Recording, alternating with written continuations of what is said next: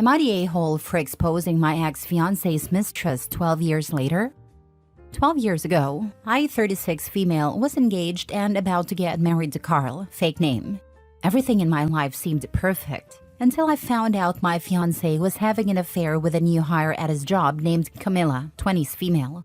Both of them were in serious relationships at a time. I broke off the engagement with Carl as soon as I found out, and informed Camilla's boyfriend about the cheating. It was hard for me, but I moved on after months of therapy and the support of my friends and family. Now, I am married to Henry, 41 male, my amazing husband and the father of our children, 9 female, 7 male, and 4 female. Years ago, I moved to the other side of the country and never thought about my ex-fiancé or the cheating again. My husband works at a law firm. Last year, they hired a new lawyer, Daniel, 34 male, who moved with his family to live in our area. He and my husband became very good friends, as they have similar interests and personalities. Henry asked me to invite Daniel's family to our house to help them adjust to the new city and his new job. When Daniel came to my house for a play date for our kids, his kids are 4 male and 2 female, he introduced us to his wife, Cam, 30s female. Well, Cam was Camilla. I didn't know how to react when I recognized her, and I had the impression that she recognized me too. Our husbands didn't understand why everything seemed so tense, and we both pretended not to know each other, making awkward and failed attempts at small talk. After about an hour, Camilla made up an excuse and her family left. Henry noticed my behavior and asked me what was going on. I told him everything. He already knew about my past with Carl and the affair. Later that day, I received a text from Camilla begging me not to tell Daniel about our past. I read the message but didn't reply. I decided not to say anything and to mind my own business. This was not my problem anymore. After a week of silence, Daniel showed up at our doorstep looking very agitated. He talked to my husband alone, and afterward, Henry asked me to tell Daniel my version of everything. Like my husband, Daniel realized something strange had happened during our meeting and had spent the week trying to get answers from his wife. She refused to tell him what happened, and instead tried to claim that I was her ex-boyfriend's side chick, which was why things had been so tense. Daniel didn't believe her story, and they had a massive fight. Afterward, he realized I was the one who could tell him the truth, and he asked me directly. I told him everything. I even showed him the text message Camilla had sent me. I didn't feel the need to sugarcoat anything, especially since Camilla was out there spreading lies about me. Daniel was in complete shock because cheating is a trigger for him. His father cheated on his mother for years and left the family for his mistress, which made him hate cheaters. Camilla had known this since their first date. Daniel left our house looking defeated, and later that same day, I received a call from Camilla accusing me of being a vengeful bee. She said I was trying to destroy her life. I don't think I was wrong for telling the truth, but this happened last year, and I still receive calls and random messages from people close to Camilla saying I'm an a-hole for exposing her past to her husband. Am I the a-hole? Now for the top comments. Not the a-hole. You told the truth after she told lies. Did she expect you to go along with what she said so you could be the bad guy for as long as your husband and Daniel are workmates? I don't know what she was thinking. I have no reason to lie to cover her. This is a perfect example of F around and find out. She didn't think her poor choices from the past would come back to haunt her. She deserves what comes. Not the a-hole. Not the a-hole. You are the hero of this story. Actions have consequences. You did nothing wrong. It merely stated facts and truth about what happened between Camilla and your ex-fiancé. It would have been wrong for you to lie to Daniel as he deserved to know the truth to make an informed and decision. If it were you, I'm sure you would have wanted the same consideration as I know I definitely would have. Text Camilla, sorry to hear about you and Daniel, but hey, maybe you and Carl can get something going again. Funny thing is that after our engagement broke off, she did try to date Carl and he kicked her to the curb. I heard this from mutual friends. Next story. Am I the a-hole for refusing to forgive my ex-best friend and other friends even after 6 years? I, 28 female, used to be best friends with Anna, 28 female, since high school. She was popular and outgoing, while I was the introverted, nerdy friend. In high school, I had a crush on Ethan, 28 male, but I assumed he'd prefer Anna, so I stayed out of it. They started dating and I supported her reluctantly because of their toxic on and off relationship. Over time, I grew to dislike Ethan because he was rude and mean. They broke up when we were 21 but got back together a year later and eventually got engaged when we were 23. 3 months before the wedding, Ethan drunkenly called me, asking why I rejected him. I dismissed him, told him he was drunk, and ended the call. The very next day, I was kicked out of group chats and ghosted by everyone in our friend circle. When I texted my friends to ask what happened, they gave me the silent treatment. When I reached out to Anna, I found myself blocked. Desperate, I even tried calling Ethan, but my number was blocked too. I had no idea what I'd done wrong and wished someone would tell me. That week was hell. Anna's silence hurt the most because, at a time, she meant everything to me. I barely slept, battling panic attacks at night while trying to keep it together for class during the day. If not for my supportive roommates who helped me through my panic attacks, I don't know how I would have made it through. Anna and I attended the same local university but took different courses. I waited for her outside her class. When she came out with her friends, I pulled her aside and asked what was going on. She accused me of being a fake friend who tried to steal Ethan. I denied her accusation and asked for proof, but she went silent and walked away. They didn't unfriend me on Facebook but kept posting about their hangouts in a bridal shower, along with indirect jabs at me. I eventually deleted my old account and changed my number. I slowly rebuilt my self-esteem and moved on. I recently created a new Facebook account. A few days ago, I was added to a group chat for our upcoming reunion which I hadn't known about. They greeted me, calling me class president, as if they hadn't shunned me 6 years ago. I left the group, but they kept messaging me. Anna kept calling, so I finally picked up out of annoyance. She told me she was sorry for everything and wanted me to come to the class reunion party. She said a party didn't seem complete without the class president there every year. She also told me she divorced Ethan after 2 years of marriage. She said she had tried to reach out to me but couldn't find any of my socials or contact info after we graduated. I asked her why she was telling me all this when she wasn't important to me anymore. She cried. I ended the call and continued ignoring their messages on Messenger. My family says forgiveness is for my own peace and that it doesn't mean forgetting. But I don't feel anything anymore, only indifference. I don't owe them anything to ease their guilt. So am I the a-hole? 3 months before the wedding, Ethan drunkenly called me asking why I rejected him. You know what happened, right? Ethan wanted to date you, but Anna told him you rejected his interest, so he dated her. And him calling you made her feel threatened that her shady actions might be found out, so she then made up more lies that turned other friends against you. Now it's been long enough, and Ethan is no longer around that she feels safe bringing you around again, so she hit you up. Odds are others told her to reach out because y'all were such good friends. And if you refuse to go, she'll tell them something that makes you look bad as your reason.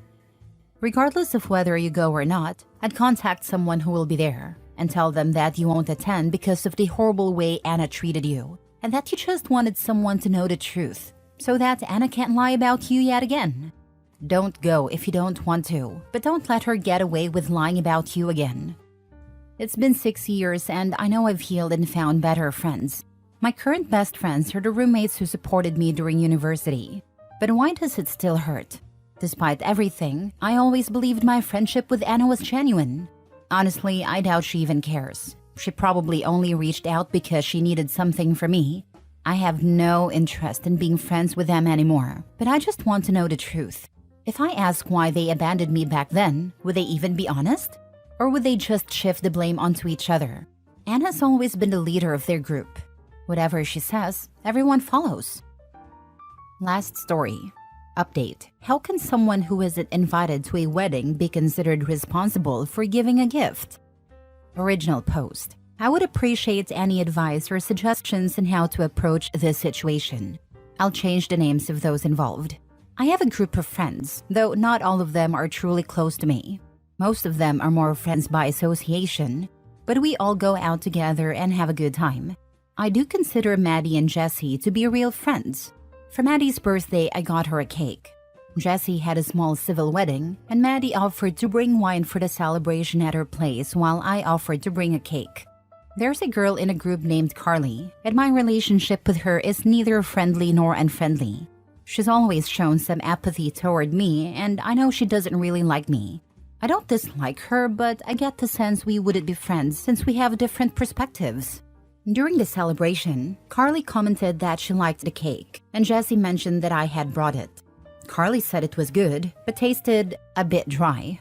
Everyone exchanged looks and changed the subject, but Carly kept talking about the cake. I didn't say anything about it. Carly had been planning her wedding before Jessie got married. She used to invite Maddie, Jessie, and other girls to discuss prices and ask for opinions, but she never asked for my help or advice. I assumed I wasn't going to be invited. Everyone else got an invitation, and I wasn't surprised when I didn't receive one. Jessie wanted to talk to Carly about it, but I asked her not to, as I didn't want a pity invitation and understood that Carly wouldn't invite me because we're not friends. Jessie told me she wouldn't attend if it would make me feel bad, but I told her not to worry about it. Then, Carly messaged me on WhatsApp to ask about cake designs and filling options. I thought she already had that figured out since her wedding was coming up and she'd been planning it for a while. I sent her the catalog, and she commented on a few options she liked. She asked if I did a setup, to which I replied yes and sent her some sample photos. She only reacted to the photos with a thumbs up, and we didn't talk any further. She didn't ask for a quote or schedule a consultation, so I assumed she wasn't interested in my services. This was over a month ago. Today we went out to eat and everyone was talking about the wedding. Her fiancé asked who I'd be bringing. I'm single, so I told him I wouldn't be attending. He asked why, and to keep the mood light and avoid drama, I mentioned I'd be traveling to visit my parents. He understood, but Carly asked me when I was leaving. I told her I'd be leaving on Wednesday, and she said, "The wedding's on Saturday. How are you going to set up the cake and desserts?" I asked which cake she was referring to, and she replied, "The one you're bringing to my wedding." I told her we didn't have anything scheduled, and she insisted she had our messages. I clarified that I had only given her options and set up photos, and since she didn't follow up, I assumed she wasn't interested. Her fiancé asked if anything could be done about it. I explained that the bakery requires a contract and a deposit. Maddie asked if Carly had paid a deposit or requested a contract. Carly replied, asking why she would need to, since it was my wedding gift to her, and that I should make sure she had her cake for Saturday. I explained that I don't handle the bakery schedule, and that with the wedding so close, they wouldn't accept a new order. Carly seemed upset and looked very uncomfortable. I asked for my bill, paid, and said goodbye, saying I needed to go. I really don't want to lose my friendship with a group, since I'm not from this city and have felt uncomfortable with them. I don't want to create tension, but I also don't know how to handle conflicts. I know it's a bit sad that I can't stand up for myself and would rather avoid confrontation. Maddie told me that after I left, Carly said it wasn't fair for me to back out after agreeing, and some people in the group hinted that maybe I didn't want to go to the wedding because I didn't want to give her the cake. Jessie said I wasn't invited, and Carly replied that she had invited me. Now for the top comments before reading the update. It's not okay for her to expect a gift, especially a big cake, from someone she didn't even invite to her wedding. You were right to tell her you hadn't agreed to make the cake. It makes sense that you wouldn't want to give something so big to someone who doesn't seem to like you very much. And especially for me to give her that gift when we don't even have a relationship. Message all your friends and Carly in a group chat and clearly state that she didn't invite you. And for future interactions, there is nothing wrong to say that you haven't been invited when you haven't been invited. Update. I read a comment suggesting this is how updates are done here, so I hope those who gave me advice and asked for an update can see this. To those who ask why I didn't stand up for myself and let things get so out of hand, as I mentioned before, I don't like confronting people. I get nervous and feel like I can't breathe. When I had presentations in school, I used to throw up before and after each one.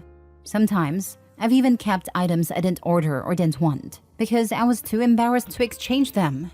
I've been in therapy, and thanks to that, I'm now able to work as a cashier in a bakery. I don't think I could have done that before. I've come a long way, but I still get nervous speaking in public. I have a younger sister who used to go everywhere with me. I'd give her the money and she would pay, because just talking to the cashier would leave me breathless. I know people often feel sorry for those who seem weak, and I don't want to be seen that way or treated condescendingly. Someone sent me a private message asking about our ages. I'm 21, Maddie's 30, Carly's 30, Anna's 31, Carly's fiancé's 31, and Jesse's 30. I hope that helps clarify things. Now here's what happened next. Someone suggested what I could say to Carly and I sent it to her. She replied, saying she thought I wouldn't mind and that I owed her a gift anyway, so she had chosen the cake as her gift. I replied that only guests are responsible for giving gifts. She asked what I meant, and I clarified that she hadn't invited me to the wedding. She left me on read. I messaged her fiancé something like, I don't want to cause drama or any misunderstandings, but I didn't commit to giving her the wedding cake. I sent him screenshots of our conversation, and he called me right away. He apologized and said he thought it was odd when Carly told him I had offered to give her the cake.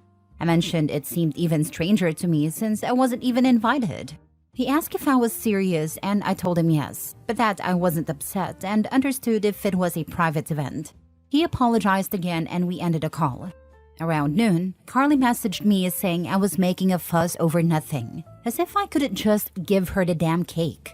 She didn't understand why I was being so sensitive, saying I'd given Maddie a cake and Jessie one as well, and asked me to explain why I couldn't do the same for her. I replied that Maddie's cake was a birthday cake, and although Jessie's was for her wedding, it wasn't a wedding cake. Carly answered that it didn't matter what the cake was for. I told her that if that was the case, she could buy one from the supermarket. She started typing, but I blocked her before the message came through. Carly then sent a message to the group chat sharing only the part where I told her to buy it at the supermarket, saying it was insulting and showed how little I valued her wedding. She claimed she was the victim to make sure no one thought she was the bad one. I responded to the group with a suggestion someone gave me in a comment, slightly adapted. Hey everyone, I want to clear up some confusion and rumors. I won't be attending the wedding because I didn't receive an invitation. I understood and made other plans for that time since the rest of you were invited. I'm not hurt or upset. It is what it is. The confusion about the cake is as baffling to me as it is to you. I only provided information on models and fillings from the place where I work, and that's all. I don't understand why it's expected that I cover a cake for a wedding I'm not invited to. It's true I suggested a supermarket as she said the purpose of the cake didn't matter. I hope this clears everything up. I wish you all a wonderful time celebrating Carly and her fiancé. Congratulations in advance to the happy couple, and I hope those not involved don't feel caught in the middle. I posted screenshots of her reacting with a thumbs up when I sent the samples, along with all the conversations from that day and today. After a while, someone commented that the group wasn't meant for this kind of drama and that we should resolve it privately. Maddie jumped in and said, Carly demanded a cake in public, so it's only fair that everything is explained publicly. Another girl, Anna, commented, that's not the way to ask for a gift. Carly saw everything and sent a voice note saying she didn't know a simple cake would ruin my finances, but that it was fine, and that I shouldn't have shared everything in the chat. Then, she sent a second message saying that when I get married and don't have friends who can support me out with things from their jobs, I'll understand what it's like to be without support. A guy replied, tagging her, You didn't invite her? Carly responded, saying she had sent the invitation. Another guy asked, Do you have the confirmation? There was no reply. Question marks. Carly, No, but she should have told me when she saw she didn't get the invite. Jessie replied, saying she didn't like Carly's attitude, that she even considered not going, and would only attend for the fiancé's sake. Carly then said, So no one says I didn't invite you. Everyone can see here I'm inviting you now. I'll send an electronic invite since there's no point in printing one now. I replied not to bother, as I already had plans. Carly replied, There you all. See? Then, someone who hadn't spoken left the group.